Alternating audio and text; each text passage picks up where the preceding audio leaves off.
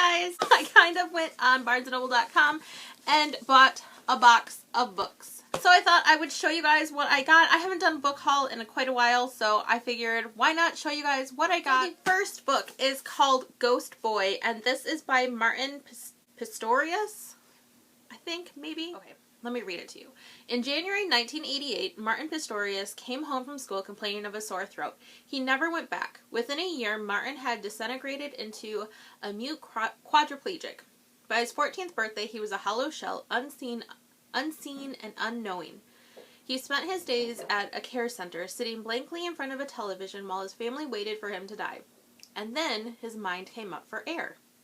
For an unimaginable 10 years, Martin would be completely conscious while trapped inside his unresponsive body, secretly aware of everything happening around him, and utterly powerless to communicate it. I think that is amazing. Like, this little boy, like, how can you spend 10 years, like, that would just be horrible. To see life passing you by and not be able to do anything about it. I'm so looking forward to reading it. I think it sounds so good, and I love the fact that it was him that wrote it. The next book is more fiction.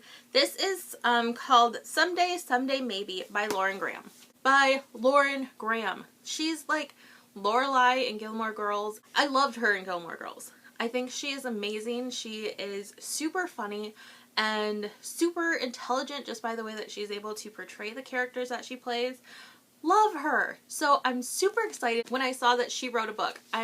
It's a fiction book, and I just think, I love her, so I'm hoping I really love the book. Okay, this is what this book says. It's January 1995, and Fran Banks has just 6 months left of the 3-year deadline she set for herself when she came to New York.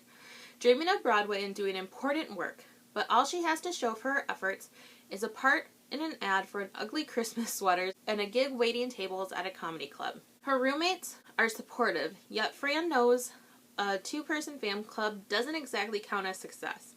Everything is riding on the upcoming showcase for her acting class, where she'll have a chance to perform for people who could actually hire her. And she can't let herself be distracted by James Franklin, a notorious flirt and the most successful actor in her class. Meanwhile, her bank account is dwindling, her father wants her home, and her agent doesn't return her calls.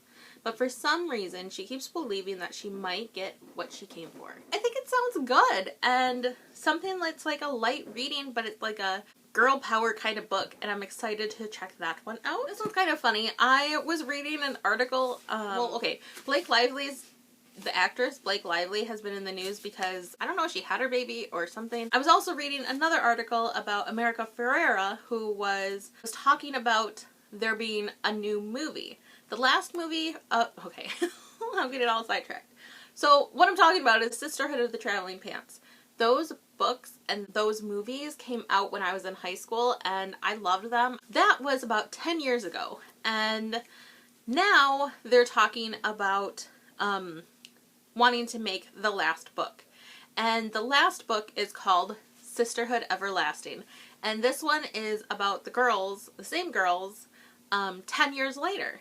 And I think it would be awesome to be able to see even the actors grown up now. So I'm excited because I didn't have this book. I wanted it since it came out a long time ago. I just haven't bought it.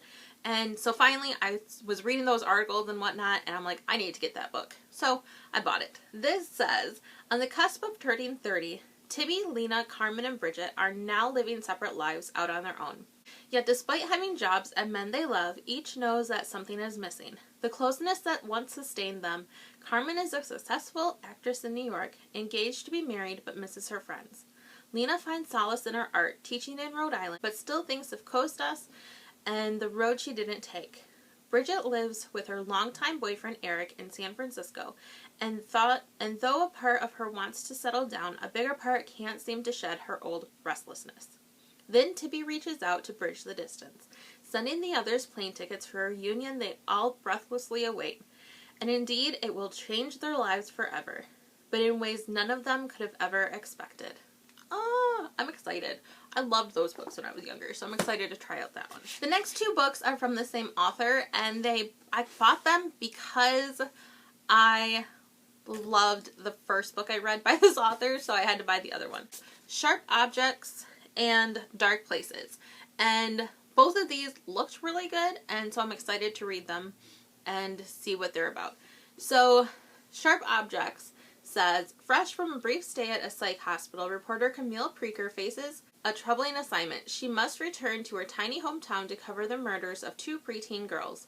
For years, Camille has hardly spoken to her neurotic hypochondriac mother or to the half-sister she barely knows, a beautiful 13-year-old with an eerie grip on the town. Now installed in her old bedroom in her family's Victorian mansion, Camille finds herself identifying with the young victims, a bit too strongly. Dogged by her own demons, she must unravel the psychological puzzle of her own past if she wants to get the story and survive this homecoming. That sounds interesting, right? And then Dark Places, it says, Libby Day was 7 when her mother and 2 sisters were murdered in the Satan sacrifice of Kinnicky, Kansas. She survived and famously testified that her 15-year-old brother, Ben, was the killer. 25 years later, the Kill Club, a secret society obsessed with notorious crimes, locates Libby and pumps her for details. They hope to discover proof that may free Ben. Libby hopes to turn a profit off her tragic history. She'll reconnect with the players from that night and report her findings to the club for a fee. As Libby's search takes her from shabby Missouri strip clubs to abandoned Oklahoma tourist towns, the unimaginable truth emerges, and Libby finds herself right back where she started, on the run from a killer. That sounds good. I'm excited. She's such a good author. Like, she draws you into the story, and she makes you feel for these characters, and she makes you hate these characters, and it's just, oh, so good. I'm excited to read both of those. So the next 2 books are something that I had been wanting so bad. They are by YouTubers. The first one is Grace Helbig's guide, The Art of Pretending to be a Grown-Up, because, let's face it, we all just kind of pretend and try to fake it until we make it. I'm excited for this. I think that Grace is an amazingly funny, smart woman, and I'm excited to see what she has to say about a lot of the things. And just flipping through this, she's in so much of it. And I know watching a lot of the YouTubers, seeing them go through writing their books and putting them together and stuff like that, I think it's really inspiring. So I'm excited to read this. And lastly, I picked up Girl Online by Zoe Sugg. She is Zoella here on YouTube, and I'm excited to read it because I know I saw a lot of her going through writing her book, her picking out her covers. It's a fiction book. It's not like a book about her or anything like that. It's a fiction book. So basically it's about a girl who writes a blog and her little story and stuff. It says, Penny has a secret. Under the alias Girl Online, Penny blogs unhidden feelings about her friendship, boys, high school drama, her quirky family, and the panic attacks that have begun to take over her life. When things go from bad to worse at school, her parents accept an opportunity to whisk the family away for Christmas at the Waldorf Astoria in New York City. There, Penny meets Noah, a gorgeous guitar-strumming American. Suddenly, she falls in love, and capturing every moment she spends with Brooklyn Boy on her blog. But Noah has a secret too, one that threatens to ruin Penny's cover and her closest friendship forever. I just think it's like a cute book, a nice story, very fitting for like this generation's love stories basically, or the fact that, you know, so many people hide themselves online. Sometimes you can find out who they really are, what they really love, what they really think, all online, and they're not that person in real life. And it's just really neat to see that somebody who has lived through this kind of thing write a book about it. And even though it's a work of fiction, I think it'll be really good. Now that I've talked about a mile a minute, those are all the books that I have purchased. I'm excited to start reading them. Leave a comment down below and let me know if you guys want to hear about any of these books after I've read them. Thank you guys so much for watching. Don't forget to click that subscribe button if you are new. I put up videos twice a week, and I will see you real soon.